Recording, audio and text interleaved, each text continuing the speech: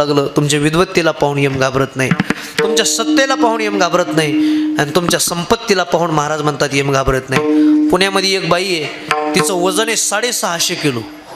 अरे बापरे, नाही खरंच आहे, खोटं नाही. वजन 650 किलो आहे. वजनाला कंटाळली म्हणून तिनं शेवटचा पर्याय निवडला, आत्महत्या करायचा पर्याय निवडला. 10व्या मजल्यावर गेली, 10व्या मजल्यावर उडी मारली. वजन 650 किलो, धापदिशी खाली पडली. 10-20 लोकांनी उचलली, दवाखान्यामध्ये नेली. 15 दिवस आयुष्यामध्ये राहिली. शुद्धीवर आली. 16व्या दिवशी समोर नवरा बसलेला होता. नवऱ्याला विचारलं मी कुठे आहे. नवऱ्याने सांगितलं दवाखान्यामध्ये, हॉस्पिटलमध्ये. तिने सांगितलं मी मेले कसं काय नाही. नवऱ्याने सांगितलं 10व्या मजल्यावर गेली होती, वरून तू उडी सुद्धा मारली होती, पण ज्यांच्या अंगावर उडी मारली होती ती घ मेले तू वाचली. आता खालचे मरते का जगते ना एवढी मला कापके मला. तुमच्या सत्तेला, तुमच्या संपत्तीला आणि तुमच्या विद्वत्तेला पाहून यम घाबरत नाही. माऊली ज्ञानोबा म्हणतात उपजेते नाशे नाशिले ते